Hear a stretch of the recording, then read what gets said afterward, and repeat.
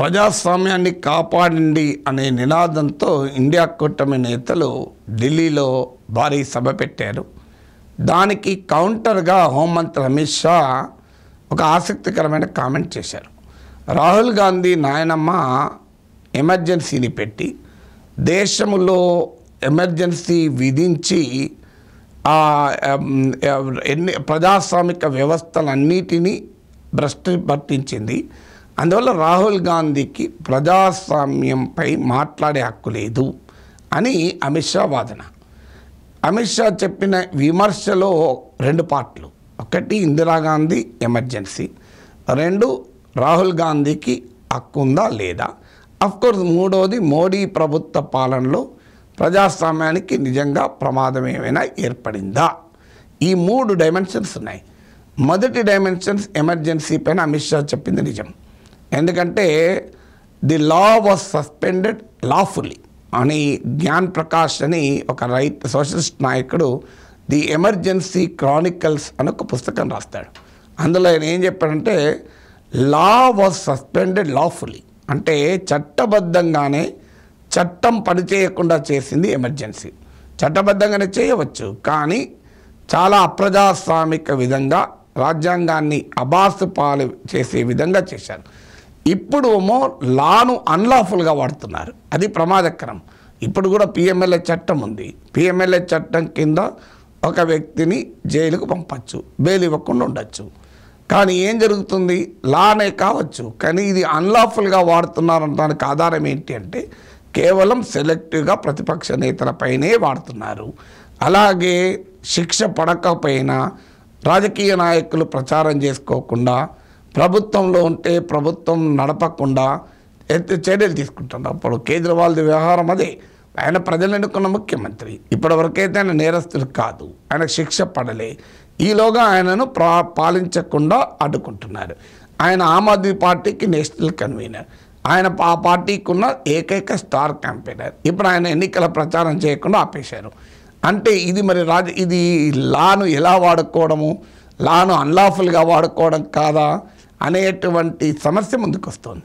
అందువల్ల ఎమర్జెన్సీ కాలంలో న్యాయ వ్యవస్థ స్వయం ప్రతిపత్తిని హరించారు, మీడియా నోరు నొక్కేశారు, పార్లమెంటును పనిచేయకుండా తమ గుప్పిట్లో పెట్టుకుంది ఎగ్జిక్యూటివ్ వ్యవస్థలన్నీ కూడా. అప్పుడు అధికారంలో ఉన్న ఇందిరాగాంధీకి సలాం కొట్టాయి. అప్పుడు కూడా ఇందిరాగాంధీ విదేశీ కుట్ర అని, దేశానికి ప్రమాదం ఏర్పడింది, దేశానికి బలమైన నాయకుడు కావాలి, ఇలాంటి మాటలు చెప్పే ఆ రోజు ఆమె ఎమర్జెన్సీ విధించారు.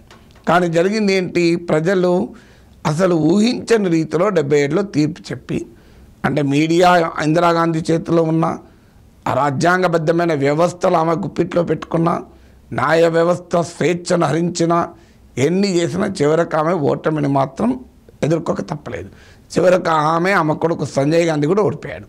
ఉత్తరప్రదేశ్లో 85 సీట్లు ఉంటే ఆ రోజుల్లో 85కి 85 సీట్లు ఓడిపోయారు. నార్త్ ఇండియా మొత్తం స్వీప్ జనతా పార్టీ. మరి ఎలా జరిగింది? అందువల్ల ఇప్పటికైనా ఇందిరాగాంధీ ఎమర్జెన్సీ గురించి రాహుల్ గాంధీ కూడా కాదు, మోడీ కూడా నేర్చుకోవాలి, బీజేపీ కూడా నేర్చుకోవాలి.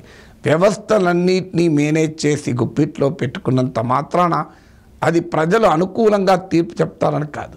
ఇప్పటికీ మోడీ పట్ల పాపులారిటీ ఉండవచ్చు, కానీ ఒక stage will come. Indira Gandhi was also hugely popular. ఆమె అంతకుముందు బంగ్లాదేశ్ విమోచనకు ఆమె చేసినటువంటి ప్రయత్నము, ఇవన్నీ అపూర్వమైనటువంటి పాపులారిటీ గల నాయకురాలుగా ఇందిరాగాంధీ ఉండేది. కానీ ఏం జరిగింది, ఎన్నికలకు వచ్చే వరకు ఒక దశ వస్తే ఏదైనా అతి అయితే అది ప్రమాదకరంగా మారుతుందని ఇందిరాగాంధీ అనుభవం కూడా ఉంది. అందువల్ల ఇది మోడీకి కూడా అనుభవం.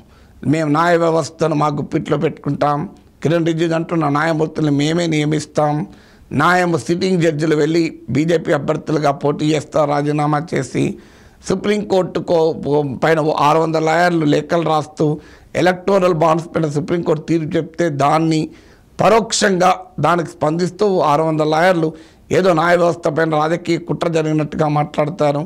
ఎన్నికల కమిషన్ విషయంలో సుప్రీంకోర్టు తీర్పుకు భిన్నంగా పార్లమెంట్లో చట్టం చేసి ఎన్నికల కమిషనర్ల నియామకం తమ చేతిలో ఉండేలా ప్రభుత్వం జాగ్రత్త పడుతుంది. అత్యధికంగా ప్రధాన మీడియా మొత్తం ఇవాళ మోడీకి అనుకూలంగా ఉంది. సోషల్ మీడియా పైన పూర్తి గ్రిప్ ఉంది.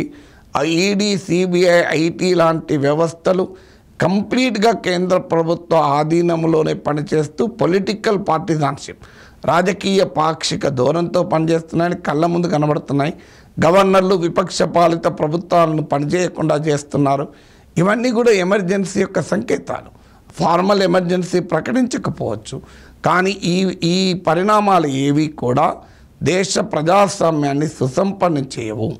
అఫ్కోర్స్ ఇవాళ ప్రజల మూడు దీనికి ఏ రకంగా ఉంది అనేది ఒక వేరే క్వశ్చన్ కావచ్చు. ఇటీవల ప్యూ రీసెర్చ్ వాళ్ళ డేటా వచ్చింది. దేశంలో మెజారిటీ ప్రజలు మాకు నిరంకుశత్వం వస్తే బాగుండు, బలంగా ఉంటుంది ప్రభుత్వం అని కూడా అనుకుంటున్నారని. బహుశా దాన్ని మోడీ తనకు అనుకూలంగా మలుచుకోవచ్చు, కానీ అల్టిమేట్గా డెమోక్రసీ విల్ ప్రివేల్. అందువల్ల ఎమర్జెన్సీ అనుభవం మోడీకి కూడా ఉండాలి. ఇక రాహుల్ గాంధీకి హక్కు ఉందా అంటే, కాంగ్రెస్ పార్టీ ఎమర్జెన్సీ విధించినందుకు శిక్ష అనుభవించింది. ఇప్పటికీ కూడా కాంగ్రెస్ పార్టీ చరిత్రలో ఎమర్జెన్సీ ఒక బ్లాక్ చాప్టర్గా మిగిలే ఉంది. కానీ ఆ ఇందిరాగాంధీ చేసిన పనులకు మనమడు గనక రాహుల్ గాంధీ జవాబుదారీగా ఉండలేడు. ఎందుకంటే అప్పటి వరకు రాహుల్ గాంధీ చాలా చిన్న పిల్లవాడు, పుట్టాడో లేడో కూడా తెలియదు. అలాంటప్పుడు 75 అంటే మీకు నియర్లీ 49 years, సో చాలా చిన్న పిల్లవాడు. సో అలాంటి రాహుల్ గాంధీ ఇందిరాగాంధీ నిర్ణయాలకు ఎలా బాధ్యత వహిస్తాడు? ఒకవైపు వారసత్వ రాజకీయాలు మంచివి కావని చెప్తూనే మళ్ళీ ఇందిరాగాంధీ చేసిన తప్పులకు కూడా వారసుడు రాహుల్ గాంధీ అని అమిత్ షాని అంటే ఎలా? అందువల్ల పొలిటికల్గా ఇవాళ ఆయన ప్రతిపక్షంలో ఉన్నాడు కనుక ప్రభుత్వం చేసేటువంటి పొరపాట్లను ఎత్తి చూపే హక్కు ప్రతిపక్ష నాయకులకు ఎప్పుడు ఉంటుంది. What ever may be the history. ఆ హిస్టరీ ఏవైనా జనం నుంచి దూరం కాదు కదా. రాహుల్ గాంధీ కోరుకున్నా కూడా కాంగ్రెస్ పార్టీ చరిత్రలో, దేశ చరిత్రలో ఎమర్జెన్సీ చీకటి అధ్యాయం. కాంగ్రెస్ను వెంటాడకుండా పోతుందా? అమిత్ షా లాంటి వాళ్ళు గుర్తు చేయడం లేదా? అందువల్ల ఎమర్జెన్సీ ఏమైందని కాదు, 50 ఏళ్ల క్రితం భారతదేశంలో జరిగింది చరిత్రలో భాగం. కానీ వర్తమానం ఎలా ఉంది? ఇప్పుడు రాజ్యాంగబద్ధమైన వ్యవస్థలు, ఫ్రీ అండ్ ఫెయిర్ ఎలక్షన్స్, ఒక level playing field in elections జరుగుతున్నాయా? ఎలక్టోరల్ బాండ్ చూడండి, మనం ఈడీకే రైడ్స్, ఐటీ రైడ్స్ అవుతాయి, వాళ్ళు అధికార పార్టీకి డబ్బులు ఇస్తుంటారు. సో క్లియర్గా టేంటెడ్ మనీ ఎలక్టోరల్ బాండ్స్ రూపంలో అధికార బీజేపీ ఖాతాలో పడినట్టు క్లియర్గా కనబడుతుంది కదా. అవినీతి పనులను బీజేపీ స్టార్ క్యాంపెయినర్లుగా అశోక్ చవాన్ లాంటి వాళ్ళని పెట్టుకుంటున్నారు కదా. బీజేపీలో చేరితే వాళ్ళపైన ఏ కేసులు ఉండడం లేవు కదా. ఇవన్నీ కూడా ప్రజాస్వామ్యానికి అయితే మంచి సంకేతాలు కావు. నాలాంటి వాళ్ళు ఎమర్జెన్సీకి వ్యతిరేకంగా నాకు రాజకీయ జ్ఞానం కలిగింది. అందువల్ల నేను అప్పుడైనా ఇప్పుడైనా ప్రజాస్వామ్యం పట్ల అభిమానం కలగటానికి కారణం యాంటీ ఎమర్జెన్సీ పొలిటికల్ కాన్షియస్నెస్. నేను ఎమర్జెన్సీ ఎత్తివేసిన సమయంలో 8వ తరగతి విద్యార్థి నేను. సో యాంటీ ఎమర్జెన్సీ పొలిటికల్ కాన్షియస్నెస్తో పెరిగిన వాళ్ళం మేము. కానీ అందువల్ల డెఫినెట్గా ఎమర్జెన్సీని క్షమించము.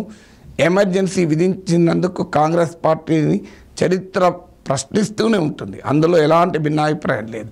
కానీ అప్రకటిత ఎమర్జెన్సీ లాగా వ్యవస్థలన్నిటినీ మేము మా గుప్పిట్లో పెట్టుకుంటాం అంటున్న ప్రస్తుత ధోరణి కూడా దేశానికి మంచిది కాదు.